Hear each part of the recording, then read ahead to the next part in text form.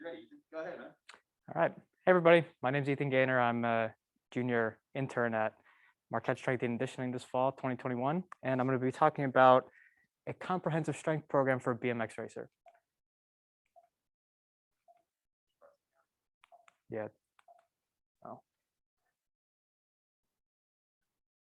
Okay, so I want everybody to take out a stopwatch if you have one. And I want you to try to start and stop the stopwatch as quick as you possibly can. And let me know how fast you do that. 0.13.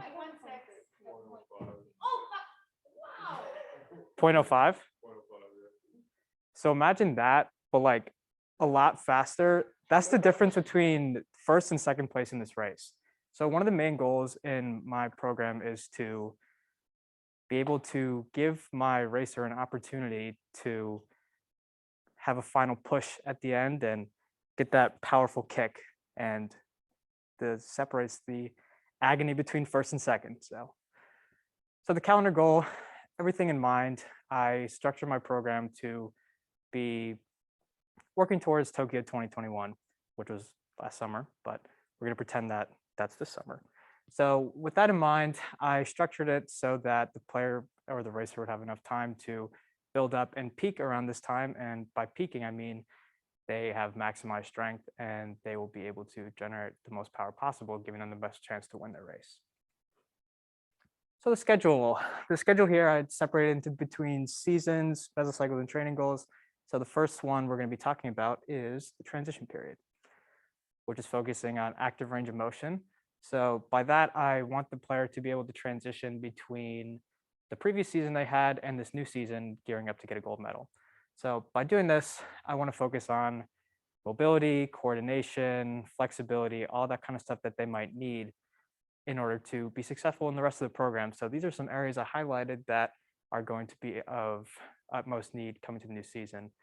So given the positions that these guys are in and when they're racing, these positions with the neck, lower back, hamstrings, and calves are all areas that I wanted to highlight, and so they could get those stretched out and a little more loose before the season starts. And all of this is just to prepare them for the bulk of the program starting in the off season. Now transitioning into the off season with hypertrophy, that's the main goal. And to maximize hypertrophy, one thing that I'm going to do this is to use eccentrics. So one way that I want to progress eccentrics is to progressively build up time under tension. By this, one example of this could be in the 6 microcycle.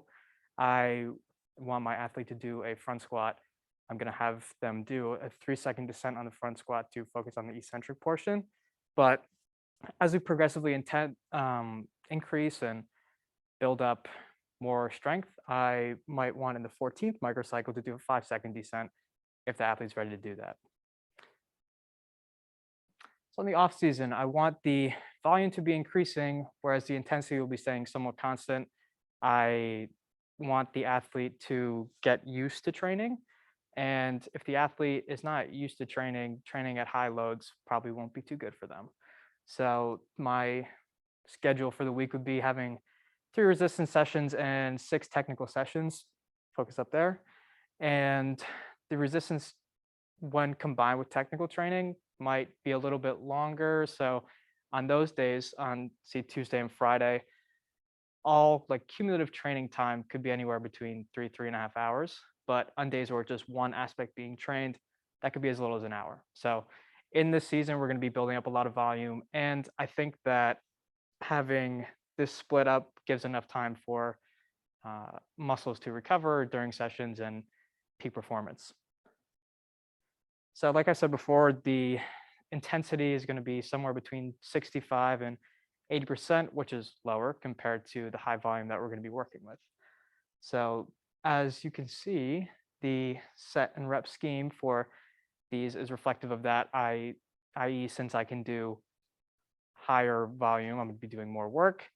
I'm going to need to decrease the intensity, but with a decreased intensity, you can do more reps. So additionally, with focusing on hypertrophy, since this is the main portion of this season, it is it's okay for the athlete to do more reps because they're able to do that. And that's going to help with increasing cross-sectional area of the muscle and maximizing that. So now these are some example exercises I thought would be good for the season. So especially with the front squat, I want to focus on front squats because of the position that the biker's in when they're racing. I think it's important to be able to have control from the front.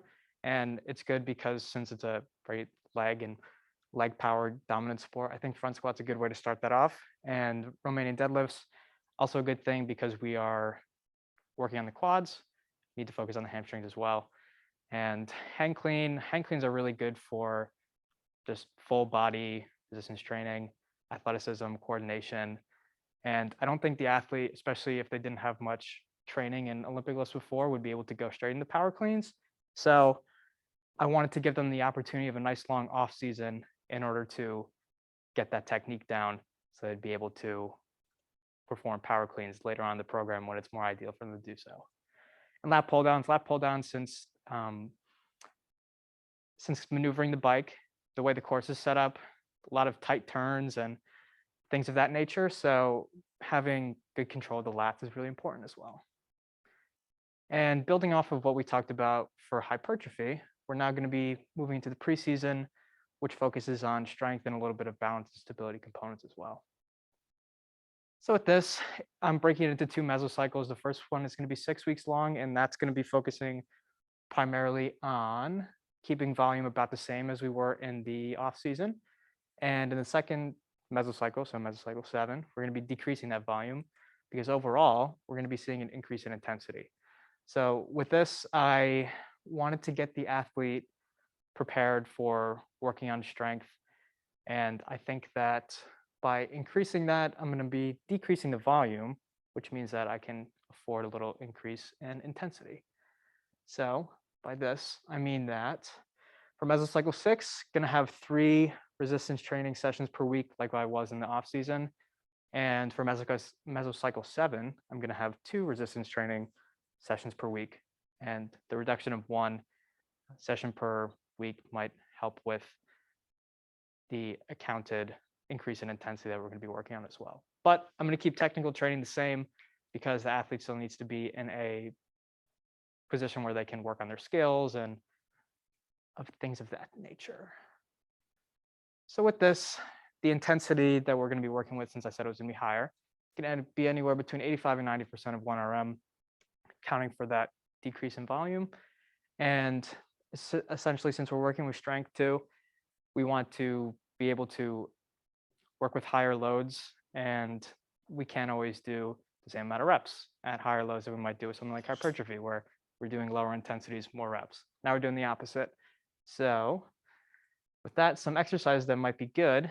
I kept the same ones besides, like I said before, adding in the power clean. I think that's good because the athlete had a really long time, 16 weeks approximately, to work on the hand clean technique, which might not be enough to get it totally down, but it could be with some work. I think that it's definitely possible to work that in, but flexibility is of key. But I'm going to eventually be trying to get them to peak towards power, like I mentioned before.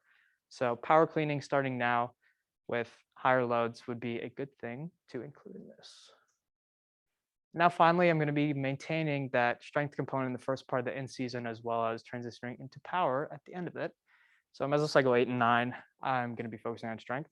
And mesocycle 10, 11, I'm going to be focusing on power. So in mesocycle 8 and 9, the goal is to maximize that strength and get the athletes to be as strong as possible so that they can just transition into 10 and 11 with a lot of, with the capability to work on power and move the bar and all their exercises as fast as they possibly can.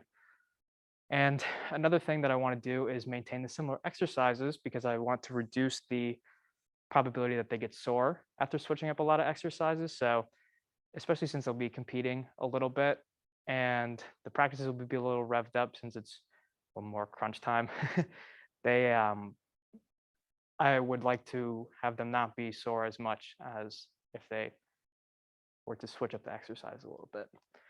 And one of the other goals is to find the minimum effective dose that is required of them to maintain and also increase strength capabilities in transitioning into power.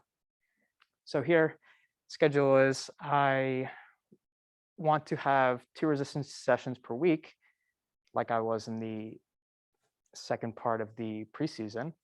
But if they have competitions on Saturday or Sunday, I want to make them practice then. And I also structured the resistance training so that regardless of whether they had competition or not, they'd be able to get in 2 sessions per week.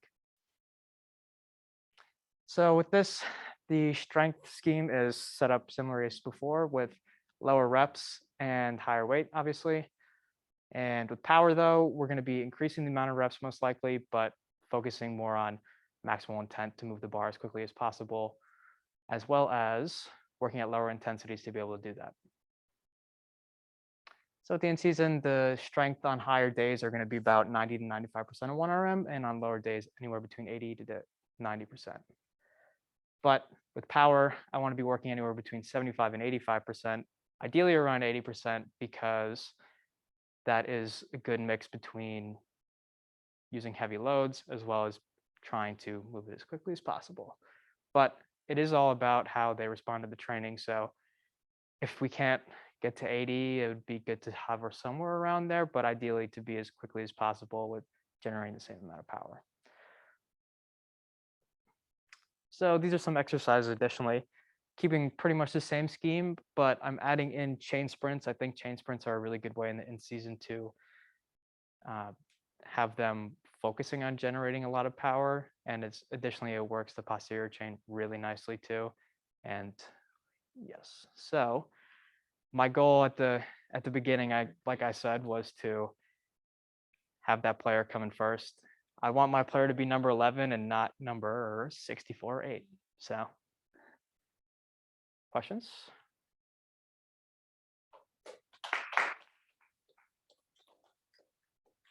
Questions? Anybody can throw one out there.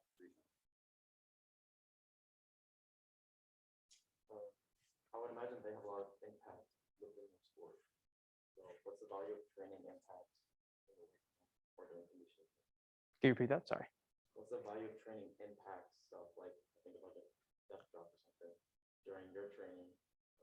I imagine they have a lot of training on the sport itself. Yeah. So I think that's a really good question. I think it's important to be able to, when I control for the amount of volume that I want to be used, it's important for me to be in contact with the coaches and stuff that they use at the practice facility to be able to account for that. So maybe on days where where in practice they don't have a lot of contact and it's a little lighter practice, I might go a little heavier in the weight room to account for that and eventually get to the same amount of volume that I want. Question on Facebook Live from Vince Ray, who was an intern with us. I remember now, probably I want to say 2017 maybe. Did some work with the Brewers as well. So Vince is asking, your opinion, is there any benefit in plyometric training when it comes to a BMX athlete? Ooh, interesting question. I think there definitely could be, even though they don't specifically jump. I think that in certain positions that they're in, when they go from sitting on the seat to coming off of the seat in order to maneuver around certain turns, I think that plyometric training could be a really good addition to a program like this because you're utilizing the same, you want to maximize the same amount of benefits that you would in plyometric as opposed to having that. That answers it, I hope. I want to jump on a question as well. So you mentioned 1RM as, you've got 80% 1RM, 95% 1RM in terms of your training. So presumably you're going to assess a 1RM max at some point in time. Can you talk a little bit about maybe which movements you would look to take to a rep max? And then also maybe when in the year, how many times across that whole line plan would you look to assess or reassess those things? Great question. I think it's kind of funny because in BMX racing, there really was never much in the way of exercise testing, and sports science, exercise science, whatever, was really not popular. But in recent years, they found ways to assess athletes' strengths and weaknesses. So in certain ways, they test them on uphills, downhills, turns, and the coaches can then get better metrics of where the athlete's struggling, and in order to combat that struggle, figure out the area of struggle and then how that can be translated into the weight room. But I think that speaking to your point about when I should test, I'd like to test ideally at least once in the beginning of each season and once at the end of each season in order to see how my goals related to how their progress was.